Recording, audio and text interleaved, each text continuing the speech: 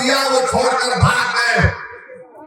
भागने वाले भाग सकते हैं, मगर एक बात का यकीन कर लो आप, असदुद्दीन ओवैसी को अल्लाह जब तक जिंदा रखेगा, मैं किशनगंज और सीमांचल की लड़ाई लड़ता रहूंगा।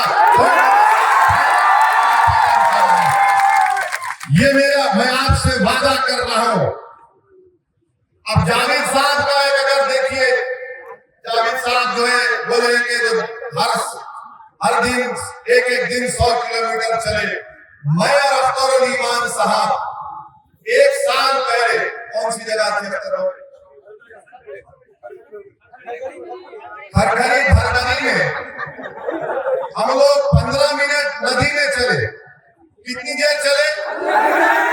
15 मिनट। मैं अख्तर भाई चले पूरी जनता के साथ, सिर्फ 15 मिनट। तेजस्वी के पेट में इतना दर्द हुआ कि अब ब्रिज का काम शुरू हो चुका है। तो जावेद इसको चलना बोलते, जब हम चलते हैं तो तुम्हारा तेजस्वी हिलना शुरू हो जाता है। सिर्फ 15 मिनट चले तो एक ब्रिज, अगर अख्तरुल ईमान 6 महीने में 100 किलोमीटर चलेगा तो सीमांचल कहां जाएगा? तो जावेद के चलने में और हमारे चलने में फर्क ये कि जब हम चलते हुकूमतें हिलती है, और जब जावेद चलता है तो किसी को पता ही नहीं होता कि चलता है या है। तो मेरे भाई, चलने में फर्क है। जब एक मर्द मोमिन चलता है तो बातिल कांपता है, जब कमजोर चलता है तो बातिल बोलता है अपना है, इसको जेब में डाल लेंगे। तो इसीलिए हम आपसे अपील कर रहे हैं कि 26 अप्रैल के दिन अपना एक वोट सीमांचल के इंसाफ के लिए, किशनगंज की तरक्की के लिए, विकास के लिए, यहाँ के नौजवानों के अच्छे मुस्तकबिल के लिए हम आपसे अपील कर रहे हैं कि अपने वोट को जाय होने मत दीजिए। अख्तरुल ईमान को अपना नया MP मुंतखब करिए, और जब अख्तरुल ईमान दिल्ली पहुंचेगा, इंशाअल्लाह तमाम की दुआ और अल्लाह के फजलो करम से नबी करीम सल्लल्लाहु अलैहि वसल्लम के सदक़े और तुफैल में, तो जावेद भी पार्लियामेंट में बैठता था। आपने जावेद को देखा पार्लियामेंट में बैठते हुए? कौन देखा होगा? मगर जब अख्तरुल ईमान, असदुद्दीन ओवैसी और इम्तियाज जलील के साथ बैठेगा तो आपको पैगाम आएगा कि भारत के 3 दूल्हे बैठे हुए हैं, हमारे साथ अख्तरुल ईमान बैठेगा। दुनिया देखेगी और हम ताकतवर इख्तिदार में कोई भी होगा उसको बताएंगे सीमांचल से इंसाफ करना पड़ेगा। ये है बात। पार्लियामेंट जाना बैठना नहीं, पार्लियामेंट में जब जाकर बैठते हैं तो सत्ता में मोदी हो या कोई भी हो, उसको डर लगना शुरू हो जाता है। अरे ये 2 मजलिस के MP है, मगर पार्लियामेंट के दरो दीवार को अपनी सच्चाई से हिला देते हैं। तो मैं आपसे अपील कर रहा हूँ, अब के बार 2 नहीं 3 जाएंगे इंशाअल्लाह ताला। जाएंगे ना 3? आप तमाम अख्तरुल ईमान को अपना MP बनाकर कामयाब करेंगे बहादुरगंज से इंशाअल्लाह। अल्लाह आपके हौसला रज़म को बरकरार रखिए। हमारे इस भाषण के बाद आज शाम से शुरू हो जाएंगे जो हमारी सफों में जो अबू जहल, अबू लहब, मीर जाफर और मीर सादिक के जानशीन है, वो अभी से शुरू कर देंगे। अख्तर और असदुद्दीन ओवैसी के जज्बाती बातों में मत जाओ, बीजेपी को हराना है। मेरे भाई 2019 में क्या यहां से JDU जीती या कांग्रेस जीती? बताओ। अख्तरुल ईमान को आपने जो भी वोट दिया नहीं दिया, आपका फैसला था, मगर अब की बार आपको अपील कर रहे हैं कि अख्तरुल ईमान को यहां से अपना MP बनाइए। 10 साल हो या 2019 से 2024 का रिकॉर्ड उठाकर देख लो आप। ट्रिपल तलाक का कानून आया पार्लियामेंट में, क्या जावेद ने मुखालिफत की, असदुद्दीन ओवैसी ने मुखालिफत की? बताओ। CAA का काला कानून आया, कानून के बिल को असदुद्दीन ओवैसी ने फाड़ा या जावेद ने फाड़ा? बताओ हमको। यूएपीए का कानून आया जिसमें नौजवान सड़ रहे 5-5 साल जेल से। कांग्रेस पार्टी ने अमित शाह के बिल की तायीद की। किसने मुखालिफत की? असदुद्दीन ओवैसी और इम्तियाज जलील ने मुखालिफत की। मेरे भाई, ये मजलिस ने काम किया। आखिरी पार्लियामेंट का सेशन जो जनवरी में हुआ, नरेंद्र मोदी ने कहा कि 22 जनवरी की अहमियत क्या है। जावेद बोला या असदुद्दीन ओवैसी बोला बाबरी मस्जिद जिंदाबाद, बाबरी मस्जिद जिंदाबाद। मैं चैलेंज कर रहा हूं जावेद को और ये मास्टर को, तुम अपनी जबान से सिर्फ बाबरी मस्जिद बोलो जनता के सामने किशनगंज की। तुम्हें हिम्मत है बोलने की? नहीं बोल सकेंगे, डरेंगे, कांपेंगे, इनकी रूह निकल जाएगी। इनको दिखेगा मलेकुल मौत सामने खड़ा है।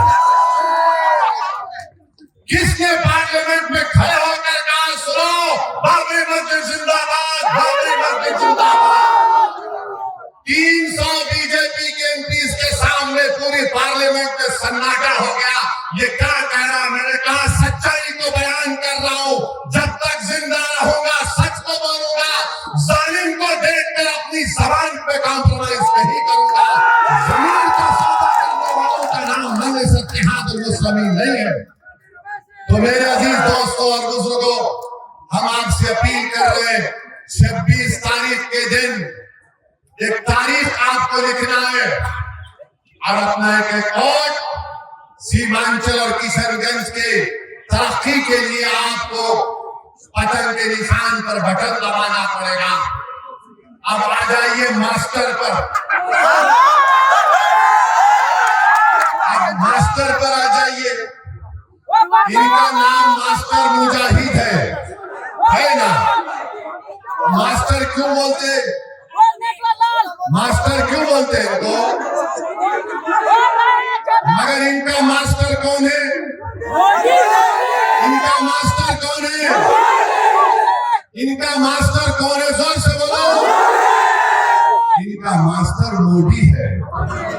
जिसका मास्टर मोदी हो और मेरा तुम्हारा मास्टर अल्लाह है, तुम किसको वोट दोगे? अल्लाह के नाम के लिए मास्टर कह रहा हूं, वरना बोलेंगे ये मजहब को लेकर आ रहे। इनका मास्टर मोदी है। और फिर हर बीजेपी वाला कह रहा है हम मोदी के परिवार के हैं। बोलते हैं ना, बोल हर बीजेपी वाला बोल रहा है हम मोदी के परिवार के हैं। मास्टर मोदी के परिवार का है, याद रखो। मास्टर मुजाहिद मोदी के परिवार का है और अख्तरुल ईमान किशनगंज के गरीबों के परिवार का है। मास्टर मोदी के परिवार का और अख्तरुल ईमान किशनगंज के गरीब और मजलूमों के परिवार का। जो मोदी के परिवार का है वो ट्रिपल तलाक का कानून लाएगा। जो मोदी के परिवार का है वो सीमांचल से इंसाफ नहीं करेगा। जो मोदी के परिवार का है, मोदी ने कह दिया कि सीमांचल में घुसपैठी घुसते हैं। घुसपैठी कौन है? आप तमाम घुसपैठी मोदी ने कह दिया, क्योंकि ये मोदी के परिवार का है। CAA का कानून NPR NRC से आएगा। अब ये मास्टर जाकर बोल रहे ज्ञान बांट रहे, नहीं, CAA का कानून सिटीजनशिप देने का है, लेने का नहीं है। मास्टर तुम्हारे बाप को सामने लाकर सिटीजनशिप का कानून से NPR NRC का ताल्लुक है। CAA का कानून सिटीजनशिप के कानून से उसका ताल्लुक है। और याद रखो मास्टर, अगर NPR NRC होगा तो किशनगंज की किसी गवर्नमेंट की बिल्डिंग पे तुम्हारा नाम लिखा जाएगा और कोई बीजेपी संगी जाकर कहेगा कि मास्टर के नाम पर मुझे इतराज है, तो मास्टर आपको अपने दादा का बर्थ सर्टिफिकेट लाकर दिखाना पड़ेगा। दिखाओगे तुम? नहीं दिखा पाएंगे, कोई नहीं दिखा पाएगा। क्यों मोदी NPR NRC करना चाहता है? हम तमाम को शहरियत से महरूम करना चाहता है। ये बीजेपी JDU के लोग, ये मोदी परिवार के लोग हैं। हम गरीबों के और मजलूमों के परिवार के लोग हैं। याद रखो, आसाम में एनपीआर एनआरसी हुआ, सुप्रीम कोर्ट के बोलने पर 20 लाख लोग के नाम नहीं आए, उसमें 2 लाख मुसलमान थे।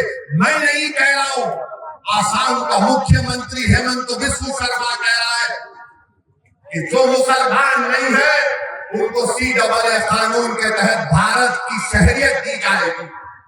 और वो 2 लाख मुसलमान क्या करेंगे? वो फॉरेनर्स कोर्ट ट्राइब्यूनल में अपना मुकदमा लड़ेंगे। तो मेरे अजीज दोस्तों और बुजुर्गों, इसीलिए हम आपसे अपील कर रहे हैं कि 26 अप्रैल के दिन किशनगंज में आपको एक तारीख बनाना है। डरने और घबराने की जरूरत नहीं है। हम अगर जीत कर जाएंगे इंशाअल्लाह